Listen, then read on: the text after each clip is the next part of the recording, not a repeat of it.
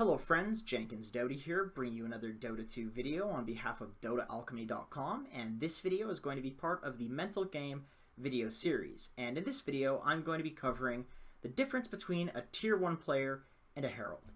And obviously that title is a little bit facetious because the difference between a Tier 1 player and a Herald is probably a decade of experience. But with that being said, there is a reason that I chose that title, which I think is still important. So chances are, if you play Dota and you have an average MMR or above average, you already understand the large majority of the concepts in the game. You know what lanes are, you know what denying is, you know what towers are, Roshan, you know when to do all of these things, how hard pushing high ground is. There's a lot to Dota, but you know a lot of it. In fact, Dota is this wonderful, beautiful game where it's crazy that every single player almost that even plays ranked knows every single hero, because you go play League of Legends, there's people, they don't even know what the heroes do, and you know they're considered average. Dota is this game that has this incredibly high learning curve, and yet people still play it. So it's really a masterpiece and an exception, and there's reasons for that, which I'm going to get into. So at the very least, in Dota, if a Tier 1 player explains to you their reasoning and you are an average MMR player, chances are you would very likely understand why what they said works. And basically what I mean by that is you can verify a solution if you're given one, even as an average player. And that's exactly what this video is about, is why that's possible. So I'm about to get theoretical, so bear with me here. And that's the reason that I'm doing this video with the camera and with the whiteboard.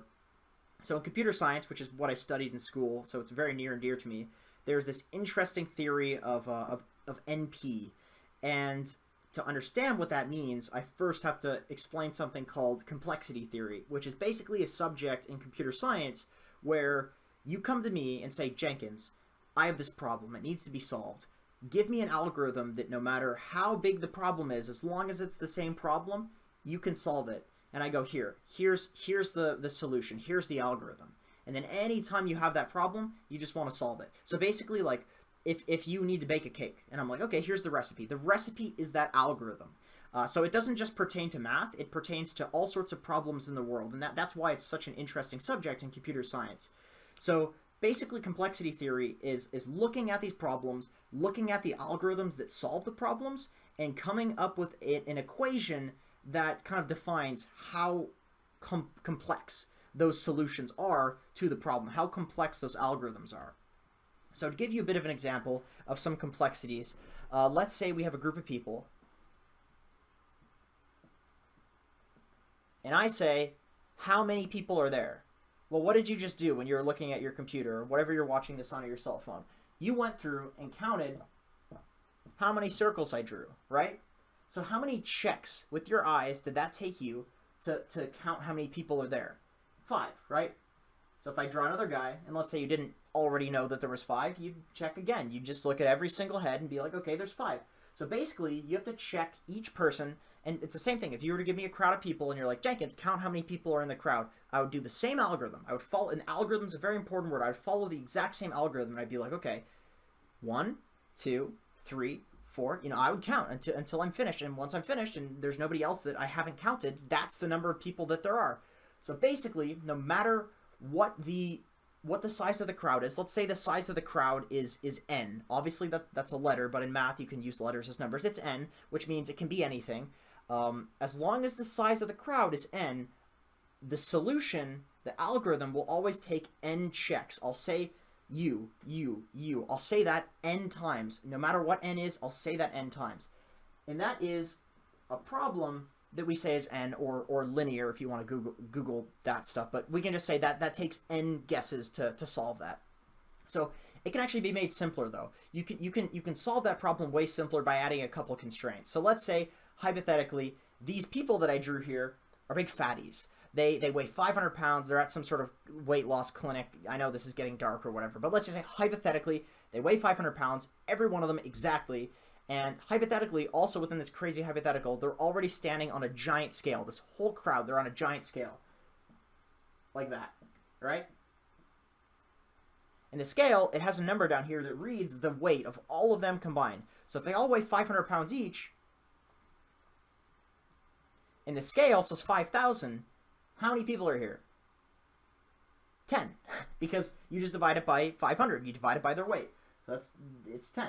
But if that, let's say if that scale says 50,000, well then you divide it by 500 again and it's 100. So you can see that no matter how many people are in the crowd, hypothetically, it always takes the same thing to solve that problem. You just look at this number, divide it by 500, and then that's your solution. So that exists within a class of algorithm that we say is constant. It takes a constant amount of time. Basically, those are the best solutions because no matter how big your problem is, no matter how complicated, done, just like that. So instead of n, we just say 1. That's equal to 1. And this goes on and on. Things get simpler, things get more complicated. It's kind of an infinite spectrum. So above this, we have n squared, n cubed, and it keeps going on until we get to this big, bad set of problems called 2 to the n. And the problem with these 2 to the n problems is that every single time you make a choice in one of these problems, there's infinite branches that go off. And then every time there's a choice, there's infinite more branches. And that's why they're so complicated that modern computers actually cannot solve these issues. In fact, chess is something that exists within this class of 2 to the n. Dota is something that exists within this class of 2 to the n that computers can't even solve these things. They can kind of average and take guesses and make it seem like they're solving things, but really there will always be something that you can do to beat a computer at chess, to beat a computer at Dota, which is why the OpenAI bot was easy to fuck with when you know, last year everybody was 1v1ing it. You could run careers around and it wasn't, because it's not truly capable of solving these problems yet until we get into quantum computing and stuff, but that's for a different video. But anyway, basically, that's why Dota's so complicated. It exists within this 2 to the n class. But then you might be wondering, Jenkins, like, how the hell does everybody watch Dota? Why is Dota so competitive? Why is it so fun to watch? And that's because Dota, like chess, exists within a very interesting subset of 2 to the n. It exists within something called NP, a class of algorithm called NP. And that's why I said I needed to explain all of this before getting into this concept. So basically, the idea of NP is that when you're given a solution, when you're given, okay, you say, here is the problem, right? You have a Dota game, you need to solve it, you need to take the enemy throne. If PPD comes and gives me, Jenkins, a solution to that, I can very easily check what would happen. Okay, we fight here, we have BKB, we have this, okay, that would probably go well. We do this, yeah, okay, that would probably go well. We do this, oh, how do they fight us? Oh, we win. So I could very easily verify a solution, but it wouldn't be easy for me to come up with that solution because it's in 2 to the n. Remember, computers can't even come up with that solution, but it's very easy because it's in this subclass called NP that I could verify a solution, but I couldn't come up with it, I could verify it, and that's very, very important. Just to kind of simplify, in case you aren't quite getting the, because I know it's like ridiculously complicated. I mean, Google it, it's very cool, but it's very complicated. Basically, chess exists within this, so like if you give me a chessboard and the pieces are in a specific order, and you tell me what moves to do, I'm an idiot in general and at chess, but if you give me a chessboard, you tell me what to do, and it's 100% verified the way to win, I can very easily just play a computer or play a chess master and beat them, and if it works, it'll work. It doesn't take a genius to follow a list and implement a solution, right? So basically, that is the big issue here, is that in Dota, it's very, very easy to feel like, because we can verify whether or not something would work, that we feel like it would be easy to come up with it ourselves. But that's completely untrue by math, by computer science. That's not true, because Dota is 2 to the n, but verifying a solution is actually only n. It's very easy. It's very easy for us to count the list, and it's very easy for us to solve something, just like it's very easy for us to solve chess. So basically, that's the main difference between tier 1 and tier 2 players and tier 3 players and rank 100s and all of these as it goes down. Basically, these higher rated guys are far more capable of coming up with these solutions on the spot. Even though it's very hard for a computer to do, they can still do it because humans are amazing. Humans are basically amazing. So they can do it, and it's impulse, and the higher and higher you get, the better and better you get at coming up with better solutions. Not only that, but faster. And that's the thing. That's the entire concept of this video, is that, like I said, chances are, just because Dota has a certain amount of knowledge that you need to know to even play ranked, chances are you can actually come up with the same solutions that PPD can. It's just, it'll take you longer. It'll take me longer, but you can do it. So, basically, if you can speed up the pace at which you come up with these solutions, if you can figure out a way to do that, you can figure out a way to get better because you can already come up with the solutions. It just matters that you do it faster. So, with that being said, how do we train ourselves to increase our computational speed, so to speak? So, the very first thing that you can do to improve your computational speed is to keep a concept in mind as you play Dota. Any concept. I mean that you should have a particular idea going into the game of what you want to focus on. A specific movement maybe, or simply trying to actively think about what your next move is. Basically, always think the question, why? A lot of the time in Dota, you'll just be impulsively driven around the map, which is okay, by the way, because your impulses are naturally going to be good, especially if you're practicing and watching pro replays.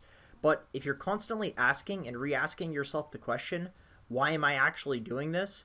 You will be 1,000 times more likely to realize that you're doing something wrong, catching yourself and adjusting quickly. Someone who's not thinking that will realize their mistakes eventually, but you want to catch yourself sooner, remember, because computational speed matters. In fact, it's the only thing that matters, and the faster you play, the more you'll win, obviously. Simply thinking about this concept actively before and during your games will make you more focused, and of course, with more focus comes far better active thinking, and with better active thinking comes quicker decision making. Your game will naturally speed up as a result. Another tip for active thinking is to only play when you actually want to play so that your active thinking is naturally better. I know it sounds ridiculous, and ironically it might actually be the least ridiculous thing to anybody outside of Dota, but you need to have fun when you play. You know that feeling when you have exams or you've worked for a ton of days straight and you don't really get to play the game, or you go to a cottage and come back after a week and you're just fucking itching to get to your computer so that you can play anything? Capitalize on those feelings. In fact, try to manifest those feelings by staggering your play if you're getting bored or angry. When you really want to play because it's fun, those are the times you'll be thinking so actively about Dota that you'll play like a god. Since it's hard to know literally everything, obviously, for the exact reasons that we talked about with these exponential problems and Dota being one of them, you want to specialize in a small subset of certain heroes. Get good at knowing a particular role and heroes' opportunities and timings. So, for example, watching this tiny replay universe, you can get a pretty good grip on how to play this hero. Once you're very, very good at one hero, and you're used to playing that hero super quickly, expand. Do not try to master everything at once. You're not a computer. And hell, we talked about this. A computer can even solve a problem like this. So don't even bother. Specialize. It's what we as humans do best. The next step that you can follow to train yourself to be better at computing things is to watch pro replays. They're going to do things very, very quickly in pro replays, so really try to understand why they're doing things. There's really never any, they just shouldn't have been there, that was stupid. There's always a reason behind things. So no matter what level you're pubbing at, these plays and timings that these people are following will also naturally trickle down and become commonplace eventually. So the more you can understand them, the better. And obviously, the better you'll get if you understand these things at realizing when opportunities that are similar exist in your pubs, because there will be noticeable similarities. And that's for the more replays you watch, of course. In particular, watch the heroes that you want to specialize in first. So for instance, right now I'm watching Fnatic Universe on Tiny, and that's a hero that I want to know the timings for right now because people are playing it in offlane to win a lot of MMR. And you'll be much more likely to win, basically, if you're watching these pro players and just aiming to follow what their timings are. If you do these things that I just listed, your game will naturally become faster and faster, and slowly but surely, you'll eventually play extremely quickly. The gist of this video is that sure, there's a lot of learning to do in Dota, but far more importantly, there's a lot of internalizing and understanding of concepts that needs to be done. This is because in order to win, you need to not only have the knowledge, but you also need to be able to pull it out when it's relevant and do it quickly. So follow whatever personal rules or steps that it takes for you to garner an excellent understanding of timings and movements in the game, because just knowing them in retrospect is clearly not enough to become top tier because of the exponential problems.